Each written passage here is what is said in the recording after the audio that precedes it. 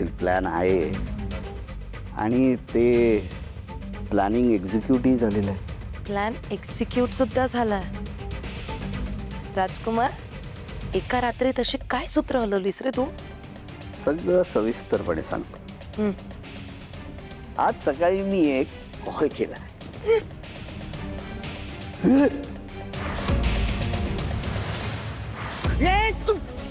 माझ्या जागेकडे वाकड्या नजरेनं बघण्याचा प्रयत्न केला ना तर उभा कापून टाकी ना तुला. आणि अशा ठिकाणी गाडीन की कोणाला पत्ताही लागणार नाही. ओ ओ ओ, काय बोलताय तुम्ही? आमच्याच घरात येऊन माझ्या नवऱ्याचा गळा कसा पकडताय तुम्ही? वॉच मी मन सोडा त्याला प्लीज. जागा खाली कर नाही तर पेटवून देईन अशी धमकी देतो तू. अरे पेटवणं राहिलं लांब, वाकड्या नजरेनं बघितलंस ना, नाही तुझं हे अख्खा आलिशान घर आणि कंपनी पेटवून राख केली ना तर नाव जगन्नाथ पंडित सांगत नसतो मी.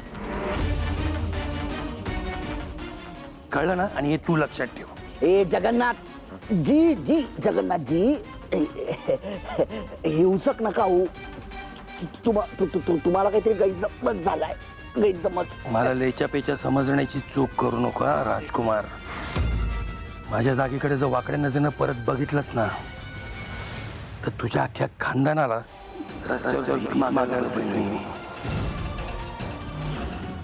आता काय पहिलीच वेळ आहे आणि आई वडिलांचे संस्कार आडवे आलेत म्हणून कॉलर धरून सोडून देतोय. नाही तर तुझा गळा धरायला एक सेकंदही लागणार नाही. हं?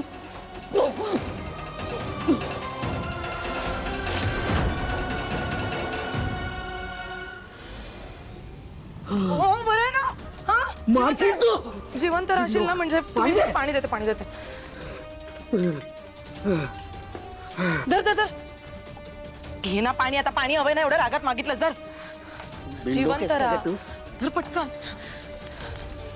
काय डेंजर माणूस होता रे हा जगन्नाथ होता. बाप रे, मेलं बिलं असतास तर. सायको कुठला, मला नाही आवडला अजिबात. मला अजिबात नाही आवडलाय.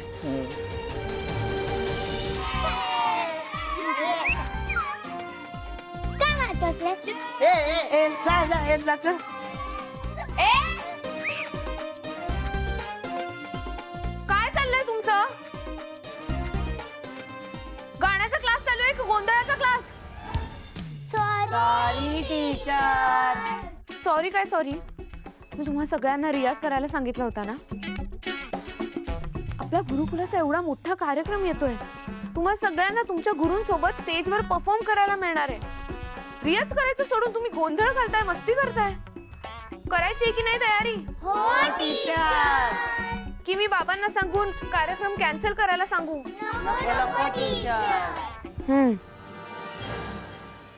बरं ऐका मुलांनो, मी आज तुम्हा सगळ्यांसमोर एक महत्त्वाची घोषणा करणार आहे. तुम्हा सगळ्यांनाच माहिती आहे की या कार्यक्रमात मी सुद्धा गाणार आहे. माझ्यासोबत जी किंवा जो शिष्य गाणार आहे त्याचं नाव मी आज जाहीर करणार आहे. टीचर कोण गाणार आहे तुमच्या सोबत? सांगेन सांगेन. आपल्या गुरुकुलाच्या भव्य पहिल्या कार्यक्रमात माझ्यासोबत जी गाणार आहे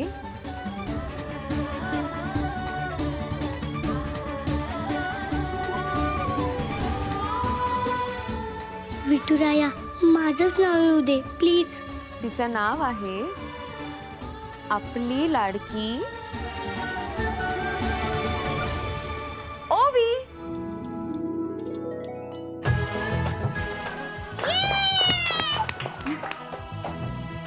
खरं टीचर? हो बाळा.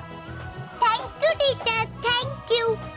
म्हणजे तुम्ही मला मागच्या आठवड्यात जो कठीण राग शिकवलेला आणि जास्त रियाज सुद्धा करायला सांगितलं होता, म्हणजे हा प्लॅन सगळा तुमचाच आहे ना? करेक्ट करेक्ट ओळखलंस. आणि हो, त्या रागाचा मी रोज 2 तास तुला रियाज करायला सांगितलं होता. केलायस ना तू? I am so sorry teacher. मी खूप प्रयत्न केला, पण मागच्या 4 दिवसात मला गाण्याचा रियाज सुद्धा करता आला नाही. पण मी आजपासून रियाज करेन, पिंकी प्रॉमिस. मी रात्री झोपणार सुद्धा नाही. अगं वेडी आहेस का? रात्री नाही, आत्तापासून रियाज चालू करूया. आणि तू काळजी करू नकोस, तू एकटी नाही करणार आहेस रियाज. मग कोण करणार आहे माझ्यासोबत? मी करणार आहे तुझ्यासोबत रियाज. आपण दोघी मिळून तानपुऱ्या सोबत सूर लावूयात, चालेल? वा टीचर, तुमच्या सोबत रियाज करायला मिळणार म्हणजे माझी नोटरीच लागणार. मी मनापासून रियाज करणार होता. Good girl.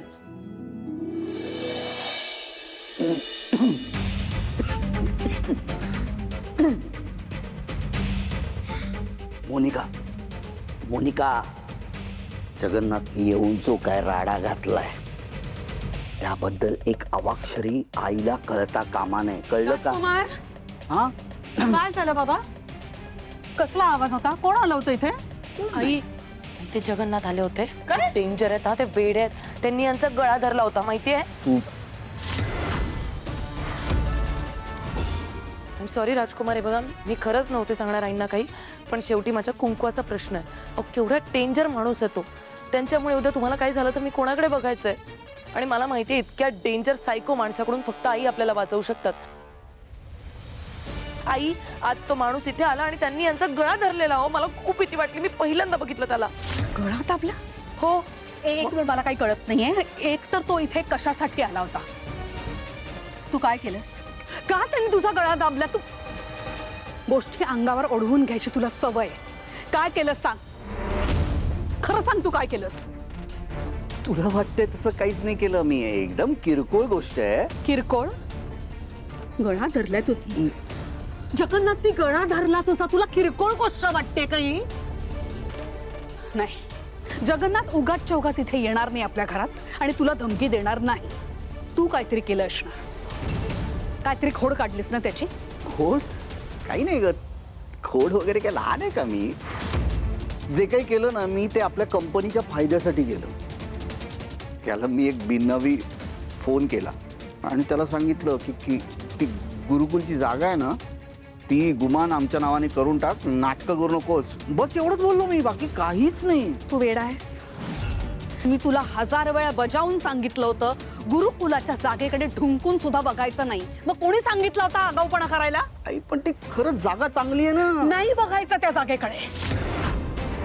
किती वेळा सांगितलंय तुला? का तुला ऐकायचंच नाही अजिबात आईचं? असं जर का असेल ना तर मी तुला अजिबात ऑफिसला जाऊन देणार नाही. कुठल्याही महत्वाच्या फाईल्सला हात लावायचा नाही, घरात बसायचं गपचूप. आई अहो हे बघा प्लीज नका ना एवढं रागवू त्यांच्यावर. हे सगळं करण्यामागचा त्यांचा हेतू वाईट नव्हता. त्यांना असं वाटलं की ते जगन्नाथ आता एवढे डेंजर आहेत जे मी पण बघितलाच. त्यांनी तुम्हाला धमकवलंय का, काही वाईट साईड बोललेत का, आणि तुम्हाला खूप आवडली होती ती जागा म्हणून ते कंपनीच्या हितासाठी आणि तुमच्या चांगल्यासाठीच सगळं करायचा प्रयत्न करत होते. प्रोजेक्टसाठी ती जागा खूप छान आहे आणि ती आपल्याला पाहिजे म्हणून तुला मदत म्हणून मी हे केलं, बाकी काय नाही. मला कुणाच्याही मदतीची गरज नाही आणि या आशा मूर्खपणाच्या मदतीची तर अजिबातच नाही. मी शेवटचं सांगते तुला, गुरुकुलाच्या जागेबद्दल माझ्या समोर ह्यापुढे बोलायचं नाही, समजलं का? समजलं. नाही, तू मला शब्द दे.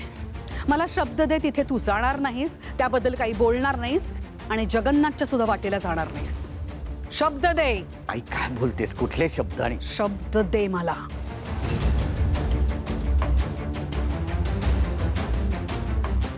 प्रॉमिस, मी शब्द देतो की त्या जागेकडे मी ढुंकूनही बघणार नाही. Much better.